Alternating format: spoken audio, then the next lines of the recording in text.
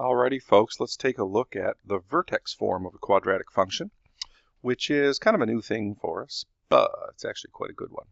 It's just a way to look at the equation of a quadratic in a different perspective, and it allows us to find some of the things we have to find all the time anyway, just more easily. So we start by building it with horizontal and vertical translations. They're sort of the underpinning, the most important part of the vertex form. And then we'll actually look at the vertex form of the equation, and we'll talk about how we use it to find vertex and axis of symmetry. Okay, so here we go. Let's talk about horizontal translation. So horizontal translation is just what it says. It's like when you take a graph and you shift it left or right.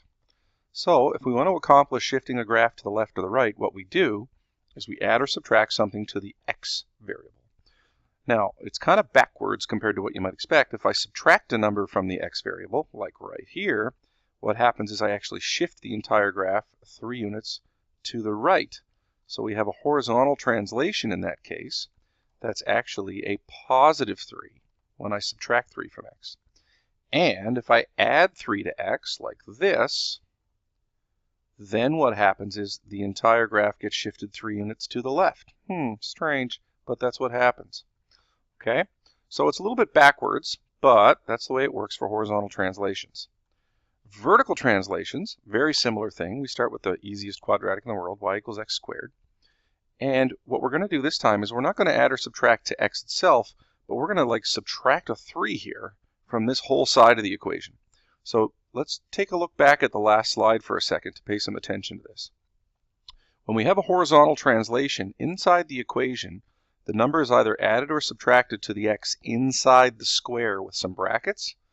But when we have a vertical translation, we don't do it like that. We put the plus or minus or whatever outside the square. So it's actually right out in the main body of the equation. It's not hiding inside that square with the x. And we notice the effect is exactly what you might expect.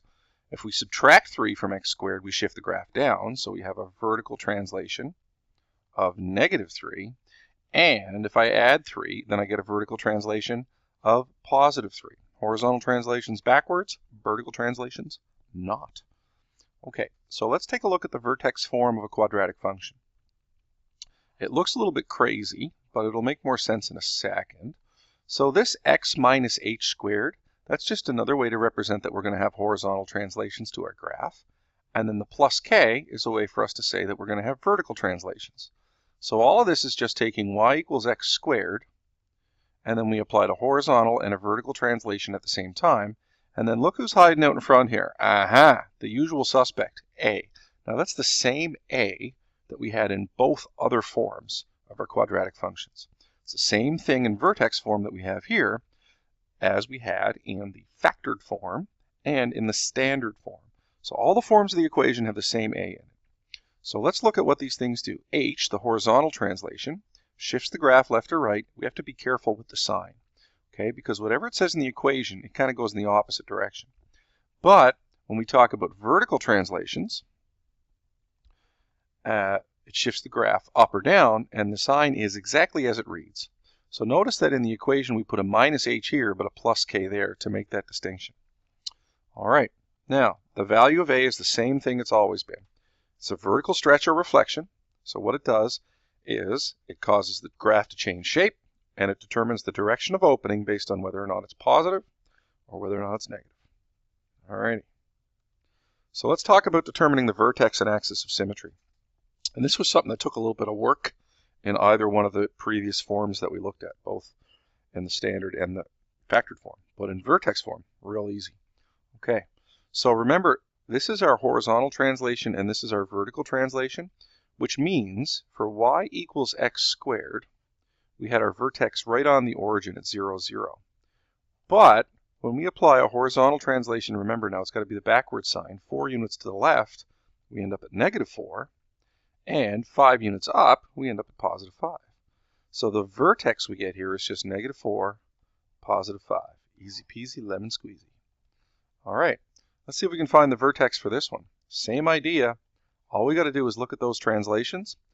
If it's negative 7 in the equation for the x for the horizontal translation, that becomes positive 7. Up 3, we keep the positive.